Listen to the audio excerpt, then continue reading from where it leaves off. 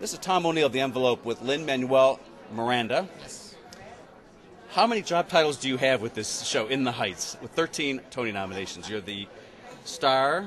What did you write? Music and lyrics. Music and lyrics? Yeah. Is that all? You lazy bum. That's it for now. Yeah. No, it's, yeah. I'm a pretty tired guy. You're also the front runner to win this. And this is a show that has come a long way. What, 10 years in the... Tell us the backstory. Yeah, I started writing this show my sophomore year in college. I was 19. I was doodling in the Heights in my astronomy notebook.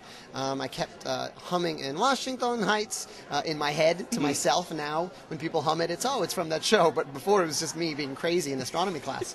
And I wrote it because I needed to write it. I wanted to write the kind of musical I'd always wanted to be in. I wanted to use contemporary music to tell a story, the hip-hop music I grew up with and the Latin music I grew up with. And I wanted it to sound like this neighborhood, which I loved. And, you know, I met Tommy Kail, who was 3 years older than me at Wesleyan, and I met him after I graduated, and we've been working on it ever since, and here we are 8 years later. And what was the magic moment, you think, the big break that took you from idea to reality? It's always a deadline. I applied for the student-run theater space at Wesleyan, Okay. and they said, you have April 25th to 27th. You have the theater. And I said, okay, now I really have to write it. And so, you know, it was... I sort of threw everything I had at it. My experiences growing up, my musical experiences, and this neighborhood that I knew very well. My experience going to college and being away from home, and sort of everything I knew, I threw at the show. And you know, over the next 6 years, we shaped that into quite a thing with a lot of help.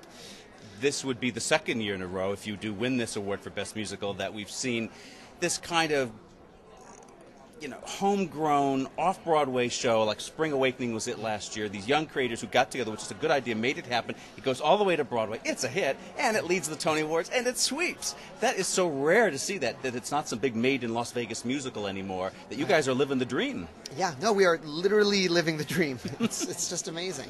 Especially since what's happened to Broadway in recent years, which is that it's turned into Vegas. You look at all the shows up and down and their musicalizations of Hollywood classics and the rest of it, but you're one of the rare people who got that original show up there, and it's without huge stars in it, and it's a hit. Yeah. Wow. Yeah. No, it's incredible, and you know, we do have a cast full of stars. You just don't know who they are yet, but they're all extraordinary, and you know, we share these nominations with all of them, and it's such a family.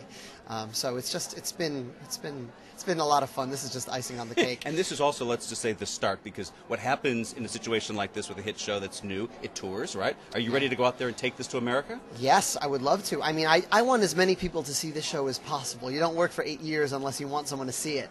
And so it's so the 13 nominations is lovely because it goes, you know, someone who may have been hesitant, is that a rap show? Is that a Latino show? Go, oh, well, 13 nominations. I'll go check that out. And then when the movie gets made, at least you don't have Audrey Hepburn around to steal the role from you.